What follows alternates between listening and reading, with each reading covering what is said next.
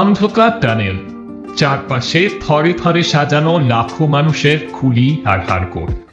Romantic শহর প্যারিসে এমন দৃশ্য ভাবা যায়, অবিশ্বাস্য মনে হলেও আইফেল টাওয়ার আর লুভর মিউজিয়ামের সৌন্দর্যমণ্ডিত প্যারিস দাঁড়িয়ে আছে প্রায় 60 লাখ মানুষের মাথার খুলির ওপর। ত্রয়োদশ শতকে প্যারিসে বিকশিত হচ্ছিল শিল্পকেন্দ্রিক সভ্যতা। তখন শহরটি ছিল খনিজ সম্পদে পরিপূর্ণ। সিন নদীর দক্ষিণ থেকে লাইমস্টোন আনা হতো বড় বড় ইমারত তৈরির জন্য। পাথর নেয়ার জন্য প্রায় 300 কিলোমিটার সুড়ঙ্গ খনন করা হয়। 300 বছর পর শেষ হয়ে যায় খনিজ ভাণ্ডার, পরিত্যক্ত হয়ে পড়ে সব টানেল। পরিত্যক্ত এই টানেলগুলোই একটা সময় শহরের মানুষের বিপদের কারণ হয়ে দাঁড়ায়। 1774 এবং 76 সালে সুড়ঙ্গগুলোর কিছু অংশ ধসে পড়ে। এর মধ্যে সব থেকে ভয়ানক ছিল ডেনফোর্ট রোসেরো রাস্তাটির ধস। 300 মিটার ব্যস্ত সড়ক হুড়মুড় করে 84 ফুট দেবে যায়। 16 শতকে প্যারিসে অভিনব এক সমস্যা দেখা দেয়, কবরস্থানে জায়গা সংকট। পুরনো শহর প্যারিসে জনসংখ্যার কমতি ছিল না কখনোই। শিল্প সংস্কৃতির উন্নতির জন্য ইউরোপের অন্যান্য অঞ্চল থেকেও মানুষ প্যারিসে ভিড় জমাতে থাকে।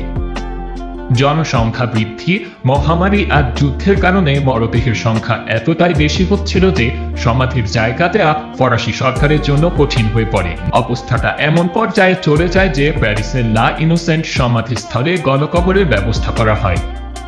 এজন্য দিতে হতো মোটা অঙ্কের টাকা।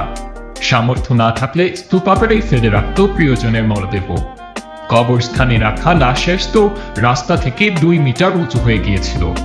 1780 সালে একদিন মরদেহের চাপে কবরস্থানের পাশে থাকা ঘরের দেয়াল ভেঙে পড়ে।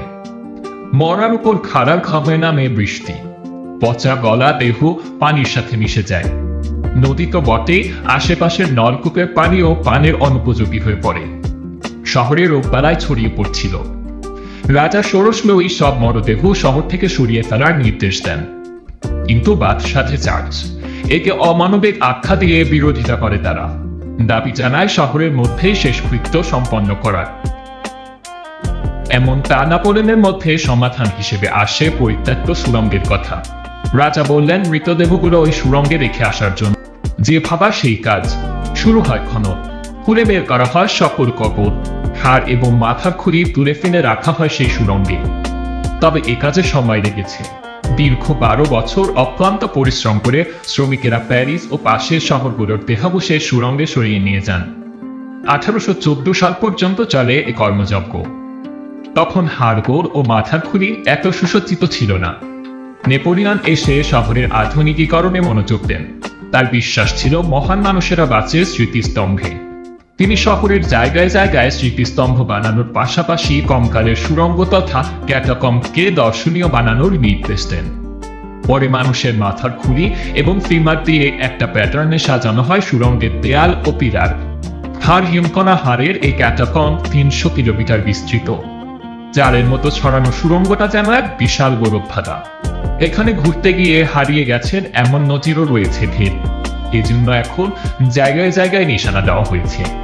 1809 সালেই ক্যাটাকম্বটি পর্যটকদের জন্য খুলে দেওয়া হলেও 1955 সালের পর থেকে শুধু নিশানা দেওয়া অংশটুকুতে যাওয়ার অনুমতি দেওয়া হয়। পর্যটকরা এখন প্রায় 1.5 কিলোমিটার পর্যন্ত ঘুরে দেখতে পারে। এরপর আর যেতে দেওয়া হয় না।